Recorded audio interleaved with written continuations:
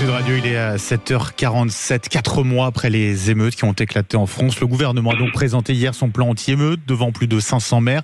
Beaucoup d'annonces et finalement principalement des annonces répressives. Driss Etazaoui, bonjour. Bonjour Benjamin et merci pour votre invitation. Merci à vous, surtout d'être avec nous ce matin sur Sud Radio. Vous êtes conseiller municipal MoDem d'Évreux, vice-président de l'association Ville et Banlieue, votre parti qui est allié de la majorité. Que retenez-vous d'abord de ces annonces? Est-ce qu'elles vont, selon vous, dans le bon sens? Écoutez, aujourd'hui, le sentiment qui traverse les élus locaux à la suite des décisions prises par le gouvernement et annoncées par Elisabeth Borne nous le plonge en fait dans un sentiment assez mitigé. Nous avons, pour une partie, plutôt pour un certain nombre, plongé dans une sorte d'effroi et d'interrogation. De l'autre côté, pour un certain nombre de mesures de satisfaction, et pour d'autres mesures encore, eh bien, nous sommes dans l'interrogation. La question de l'effroi, ou de ce qui nous inquiète autour de la stigmatisation des parents, parce qu'il en a été également beaucoup question, et ça, c'est un vrai sujet pour des parents au cœur même des quartiers populaires qui sont les nôtres, les montrer du doigt et les jeter à la vindicte populaire comme étant les seuls responsables des émeutes et des violences qui ont été occasionnées pendant cet été meurtrier ne nous semble pas aller dans le bon sens. C'est notamment les annonces de stages de parentalité et puis les peines de travaux d'intérêt général dont vous parlez. Ces deux mesures en particulier, c'est le travail d'intérêt général et puis les contributions financières, c'est-à-dire de les rendre solidaires des actes de leurs enfants. Bon, écoutez, éduquer un enfant aujourd'hui, c'est d'une grande difficulté. Il suffit de demander au ministre Dupond-Moretti, à Madame Morano et à Monsieur Zemmour à quel point est-ce qu'il est difficile d'éduquer des enfants. Donc, je pense que là encore, la responsabilité, elle est partagée sur l'éducation de nos enfants. C'est la responsabilité de l'État, c'est la responsabilité de toutes celles et ceux qui, à un moment donné, croisent ces enfants. Et donc, on ne peut pas jeter la seule responsabilité sur les épaules des parents pour lesquels c'est difficile. Alors, pour celles et ceux, effectivement, qui se soustraient à l'autorité parentale, naturellement, la réponse doit être ferme, elle doit être définitive. Mais l'écrasante majorité sont dans l'incapacité, pour un certain nombre de raisons, en particulier liées à des raisons professionnelles, eh bien, d'assurer ou de conforter leur autorité parentale vis-à-vis de leurs enfants. Et pour cause de séparation, de divorce aussi. Pour cause de séparation, de divorce aussi.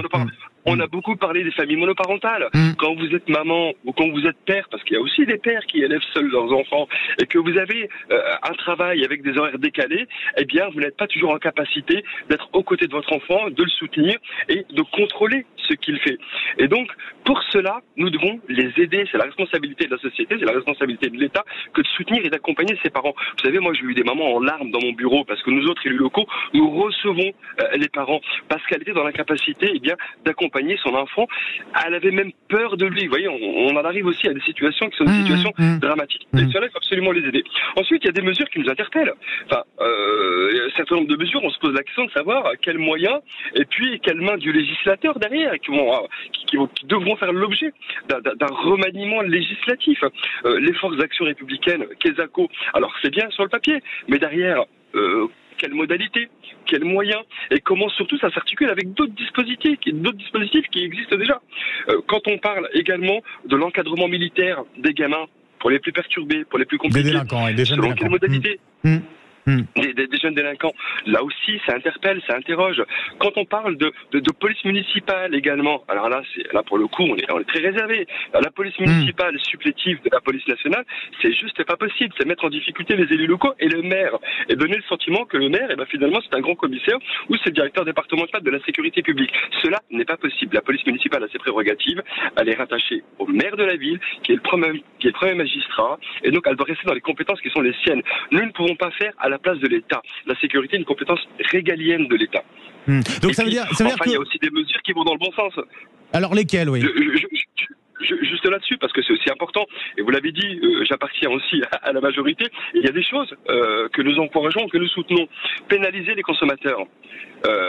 Voilà, nous pensons une opération qui va dans le bon sens parce qu'elle va permettre finalement de réduire la consommation, en tout cas nous le pensons, avec pour l'instant on voit avec l'amende forfaitaire que les résultats sont pas encore là. Moi, je pense que c'est trop tôt aujourd'hui pour jeter l'évaluation. C'est beaucoup trop tôt. Ce qui est clair, c'est qu'on a des points de deal et qu'on a du mal à s'en débarrasser. Et qui sont toujours présents, qui sont identifiés et que finalement, on n'arrive pas à les écarter, à faire en sorte qu'ils ne viennent pas polluer nos territoires et en faire des territoires de non-droit. Parce que le trafic de deal, le trafic de stupéfiants est à l'origine de beaucoup de nos maux MAUX sur nos territoires. Et contre eux, il faut se prémunir, il ne faut pas hésiter à imaginer toutes les mesures possibles. Et donc la pénalisation du consommateur est une voie possible également. Nous pensons qu'il faut l'encourager. Enfin, la question de la citoyenneté, c'est un sujet éminemment important. On en parle pour conclure rapidement. Vous savez, oui, pour ces enfants finalement qui se sentent beaucoup plus les enfants du quartier que les enfants de la République, eh bien, il est nécessaire de réintroduire à l'école ces heures d'enseignement moral, ces heures d'enseignement liées à la citoyenneté. Qui vont être doublées. Commun, faire communauté de destin. Mais ça va dans le bon sens. Et ça, on en a besoin. De faire de vrais petits Français, vous voyez. Driss Etazaoui, un grand merci d'avoir été avec nous ce matin sur Sud Radio. Je rappelle, vous êtes conseiller municipal MODEM d'Évreux et vice-président de l'association Ville et Banlieue.